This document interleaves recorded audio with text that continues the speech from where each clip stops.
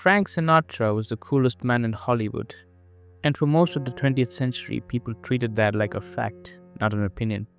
He walked into a room, and the temperature changed. He sang one line, and grown men stared like they had just remembered every mistake they ever made. But behind the tuxedo, behind the perfect hair, behind the old blue eyes mythology, Sinatra's real life was not smooth at all. It was violent at the edges. It was paranoid at the center. It was full of reinventions, secrets, humiliations, and a long list of people who learned the hard way that Frank's charm came with teeth. And the part most fans never see is that the myth was not something he wore. It was something he built, one crisis at a time. Because without it, he thought he would disappear. Sinatra's story starts like a warning. When Frank was born in Hoboken, New Jersey, on December 12, 1915, the doctors thought he was dead. He came out blue and not breathing, and they used forceps so aggressively that it tore him up. In the most brutal kind of welcome to the world, they lay him aside and focused on saving his mother. Then his grandmother panicked and did the one thing no sensible person would do. She shoved the newborn Frank under cold water until he gasped and cried. It worked, but it left marks. A scar along his face, damage he carried into adulthood. And if you want to understand why Sinatra spent a lifetime controlling how he was seen, it helps to know he started life as the baby people stopped paying attention to. The scars were not just cosmetic. He had a punctured eardrum. He dealt with infections. A childhood surgery left more visible damage. Then, as a teenager, he got severe acne that left pockmarks, enough for kids to nickname him Scarface. Frank hated that name. He hated being looked at like he was flawed.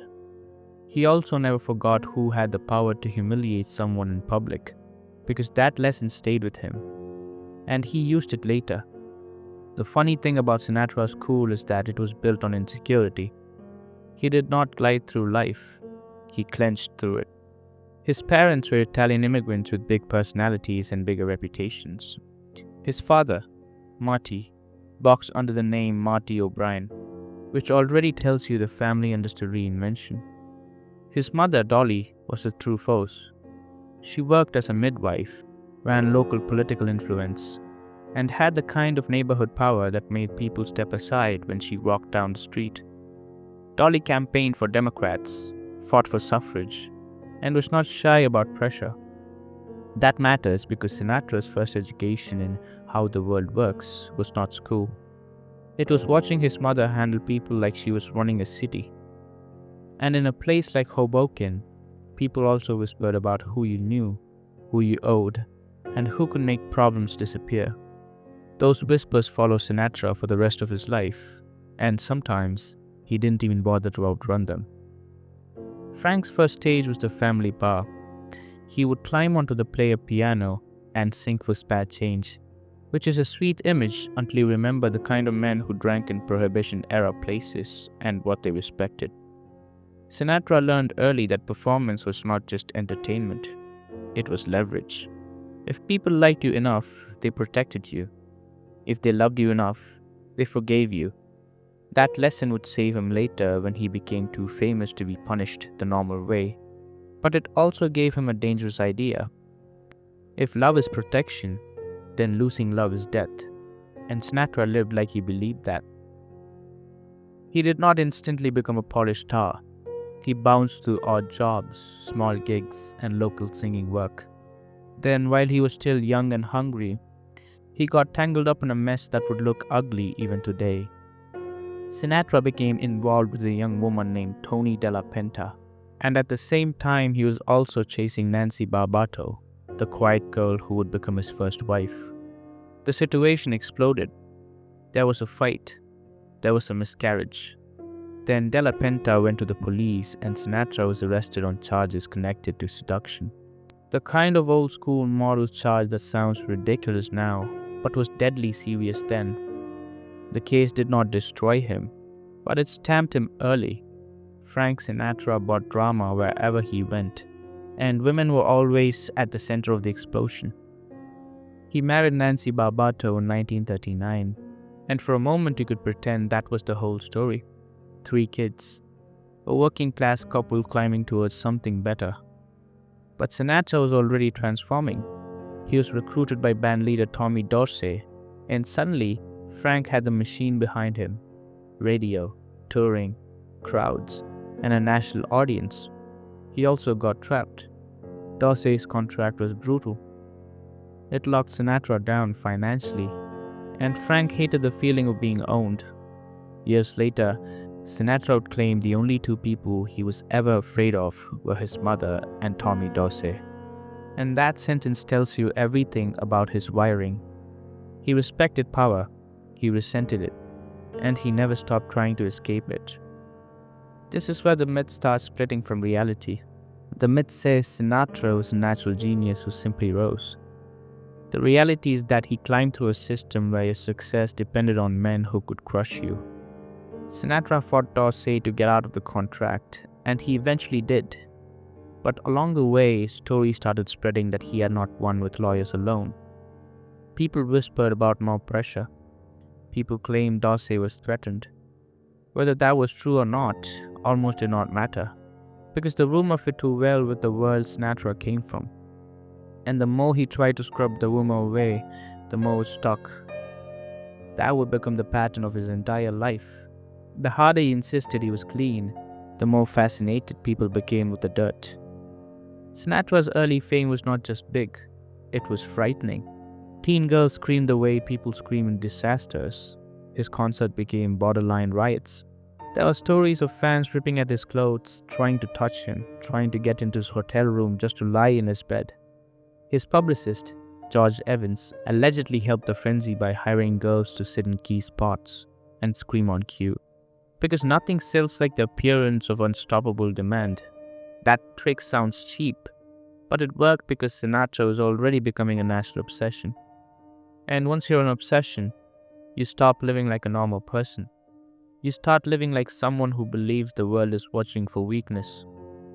The weakness showed up anyway. Sinatra was moody, volatile, and vulnerable to depression. He could be generous and charming, then suddenly cruel. The myth says he was always in control. The reality is that he spent decades trying to feel in control because he did not.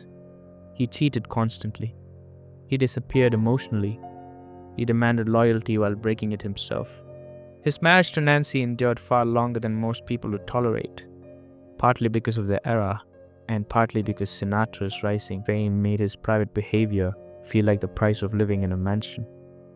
But then Sinatra met Ava Gardner, and everything got uglier. Sinatra became obsessed with Ava Gardner in a way that did not look romantic so much as desperate. The affair went public. He told Nancy about it, and that was the end. The separation was announced on Valentine's Day in 1950, which is such a cruel detail it sounds invented. But the kind of timing was Sinatra's specialty. His divorce from Nancy became a scandal, and when he married Ava in 1951, it did not calm him down. It detonated him. Ava and Frank fought like 2 people trying to win a war inside a marriage. There were screaming matches, jealousy, drinking, gambling, and public humiliation. Their relationship became entertainment for tabloids, and Sinatra did not just hate the press, he treated the press like an enemy army. Then the part that surprises people who only know the legend. Sinatra's career collapsed. The public turned. The studios got cold. The big venues stopped selling out. He went from being a guaranteed draw to struggling to fill smaller theaters. He owed taxes. He needed loans. Record labels dropped him. This is the moment where the myth could have ended, and Sinatra knew it. There was a story that in his darkest moment, he saw crowds of screaming girls lining up for a younger singer and felt in real time that the world had replaced him.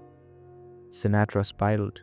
He reportedly attempted suicide by putting his head in an oven, and was stopped only because someone walked in at the right moment. You do not need to romanticize that to understand it. Sinatra's identity was being adored. The idea of being forgotten terrified him more than death. Then came the comeback, and this is where the web of lies turns into the core Sinatra reality. He reinvented himself into the Sinatra people remember. In 1953, he landed a role in From Here to Eternity and won an Academy Award. The myth says it was talent finally recognized. The darker stories say the role was won through pressure, connections, or threats. Some people insisted Ava pushed for him. Others insisted underworld friends leaned on the right people. Whatever the truth is, the result was the same. Sinatra was back, and once he was back, he acted like a man who would never be powerless again. In the mid-1950s, Sinatra signed with Capitol Records and built a mature sound with arranger Nelson Riddle, the kind of lush, late-night heartbreak music that made him immortal. This is where the tuxedo image solidified. He stopped being the skinny teen idol and became the adult fantasy, the man who had survived his own collapse. But with that image came a sharper edge. Sinatra liked loyalty. He liked obedience. He liked being treated like a king, and he rewarded it. He also punished disloyalty in ways that made people whisper. Sometimes it was career damage. Sometimes it was fear. And those whispers always landed back on the same topic: Sinatra and the mob. Sinatra was photographed with men who were not just friends. He performed at events tied to underworld figures. He had relationships that looked suspiciously useful. There were stories about threats against people who criticized him. Comedian Jackie Mason claimed he was confronted and roughed up after joking about Sinatra, which only fed the myth that Sinatra had a kind of unofficial enforcement around him. And then there were details that sounded like movie props but kept appearing in real accounts: rings, favors, private phone calls, introductions made by the wrong kind of man. Sinatra never gave the public a clean answer because he understood something most celebrities do not. Mystery can be protection. If people think you might be dangerous, they behave better around you. By the late 1950s and early 1960s, Sinatra was not just a singer, he was the world. The Rat Pack formed around him, and Las Vegas became his kingdom. He was surrounded by men like Dean Martin and Sammy Davis Jr., plus a whole orbit of actors, comics, gamblers, politicians, and beautiful women. The myth says it was non-stop fun. The reality is that it was fun with a darker pressure underneath. Because when you are that famous, everyone around you wants something. Sinatra had to constantly test loyalty. He also had to constantly prove he was still the center, because he never stopped fearing replacement.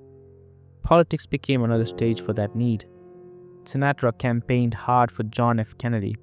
He performed for him. He put celebrity power behind him.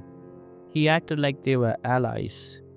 And for a while, it looked like Sinatra had finally become more than a star. He looked like a man with direct access to history. Then Kennedy cut him off in a way that humiliated him publicly. In 1962, during a California trip, the president changed plans and stayed Bing Crosby instead of staying at Sinatra's home as expected. The reason was obvious without being said out loud. Sinatra's alleged mob associations had become a liability. Kennedy's people did not want the photo, the headline, or the implication. Sinatra took it like betrayal. The story goes that he had smashed the helicopter landing pad he had built for the president with a sledgehammer. Whether that detail is exaggerated or not, the emotional truth is simple. Sinatra felt used, then discarded, and he never forgot it. Then, as if life wanted to prove it could still hurt him, Sinatra lived through every parent's nightmare. On December 8, 1963, Frank Sinatra Jr. was kidnapped from his hotel room at Lake Tahoe. The kidnappers demanded $240,000, a fortune then, and they gave strict instructions: communicate only through payphones. Sinatra complied. He gathered the money, he followed their rules, and afterward, even when his son was released safely, Sinatra never returned to normal. He began carrying rolls of dimes or payphones for the rest of his life. It is one of those sticky object details that tells you that trauma never left. People loved Sinatra's swagger. They rarely noticed that underneath it, he was a man bracing for the next hit. In the same era, Sinatra's love life kept looking like self-destruction, dressed up as romance. He married Mia Farrow in 1966 when she was 21 and he was 50. The age gap shocked people, but what shocked them more was the control. Sinatra demanded she step away from her career. She tried. Then she was offered Rosemary's Baby, and the opportunity was too big to refuse. Sinatra reacted with rage, and in one of the coldest moves imaginable, he had divorce papers delivered to her while she was on set. That is not cool. That is a man who cannot tolerate being second place to anything, not even his wife's work. The marriage ended fast, but the damage to Sinatra's public image lingered, because even his fans could see something ugly in that. By the 1970s, Sinatra looked untouchable again, but the pattern never changed. He could not stand aging. He could not stand irrelevance. He could not stand being challenged. He married Barbara Marx in 1976, and she stayed with him to the end. But even that stability had dark clouds around it. Sinatra's mother, Dolly, the woman who had shaped him like iron, died in a plane crash in 1977 while traveling to see him in Las Vegas. There were no survivors. Sinatra was shattered. He cancelled shows. He never fully recovered from losing the one person he truly feared. Years later, another eerie tragedy reinforced the feeling that his life was haunted by the same kinds of disasters. Dean Martin's son died in a plane crash on the same California mountain where Dolly's plane went down, 10 years apart. These coincidences are the kind of detail people build legends from, and Sinatra's life was full of them. As he aged, Sinatra became even more protective of his image, which only made him look guiltier to the people hunting for secrets. The FBI kept files on him for decades, reportedly totaling thousands of pages, tracking his associations and political connections. Sinatra's defenders say it proves he was important. His critics say it proves he was dirty. The truth might be simpler. Sinatra lived in a world with celebrities mixed with politicians, gamblers, and criminals, and he never acted like he wanted to leave that world. He liked the access. He liked the fear. He liked being the man you did not casually insult. That was his version of safety. And when biographers came for him, he reacted like a man defending a fortress. Kitty Kelly's unauthorized biography became a nightmare for him. Sinatra tried to stop it with lawsuits and pressure, but the book landed anyway, full of allegations about his private life, his relationships, and his connections. Sinatra claimed it was lies. His family claimed it was exploitation, but the public devoured it because Sinatra had built a persona that begged for suspicion. The smoother you look, the more people assume you are hiding something. Sinatra understood that better than anyone, and yet he never stopped giving the public reasons to wonder. In the late 1980s, Sinatra attempted a Rat Pack-style comeback tour, and it should have been triumphant. Instead, it became another painful reminder that time does not care about your myth. Sammy Davis Jr. and Dean Martin were struggling. There were tensions, substance issues, money disputes, ego clashes, and resentments that never healed. Sinatra reportedly refused to speak to Sammy for stretches, then softened when Sammy was diagnosed with throat cancer. Sinatra gave him a gold watch. Sammy was buried with it. That detail is heartbreaking because it shows Sinatra did have loyalty in him, but it usually arrived late, after damage had already been done. Dean Martin left the tour early. He was grieving, drinking heavily, and barely holding himself together. Their friendship between Dean and Frank fractured, and the tragedy is that men like them rarely did emotional repair. They did jokes, they did silence, they did distance. Sinatra and Dean never truly reconciled, and that is the kind of ending that feels small compared to their fame, but it is the kind of ending real lives tend to get. Not a grand finale, just a door closing. Sinatra's final years were a slow erosion. Heart problems, breathing issues, pneumonia, periods of confusion on stage. The man who built his identity on precision began forgetting lyrics, missing cues, drifting in and out. That is the cruelest thing fame does. It makes you decline public. Even if people are kind about it, you can feel them watching. Sinatra hated being seen as weak. He could tolerate criticism. He could tolerate scandal. He could not tolerate pity. In May 1998, Sinatra suffered a heart attack. His wife Barbara begged him to keep fighting. Sinatra's final words were reportedly, "I'm losing." That is not the line of a man who died satisfied. That is the line of a man who lived his whole life like it was a contest against humiliation, aging, and being forgotten. And in the end, he felt those things closing in anyway. He died at 82, and the world reacted like a king had fallen, because in a way, he had. At his funeral, the items placed with him read like a coded message from his family about who he really was when the spotlight was off. Cherry-flavored lifesavers, Tootsie Rolls, a bottle of Jack Daniels, a pack of Camel cigarettes, a Zippo lighter, a dog biscuit, and most famously, a roll of dimes. The dimes were not cute.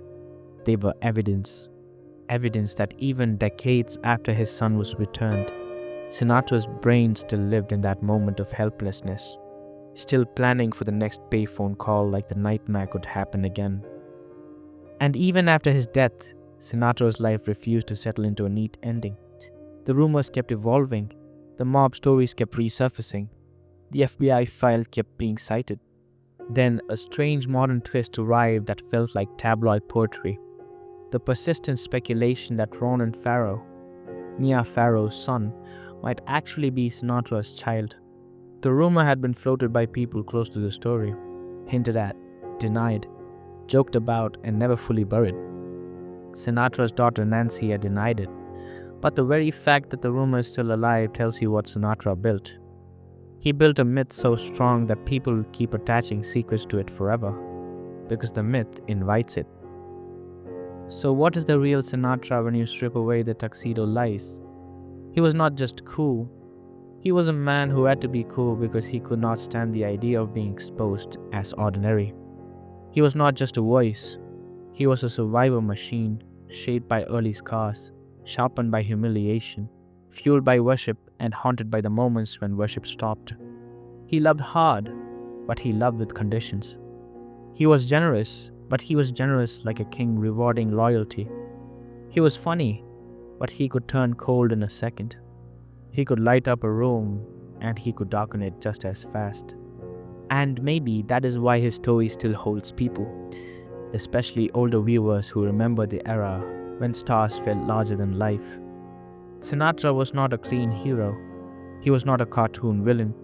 He was a walking contradiction that looked like success from a distance and looked like constant panic up close. The myth says he was born smooth and died legendary. The reality is uglier, and that is why it's more interesting. Frank Sinatra did not just sing about heartbreak. He spent his whole life outrunning it until it finally caught him. If you want more stories where fame is a mask and the damage is truth, subscribe. Because the people who entertain everyone the best are sometimes the one who don't know how to live as a person at all.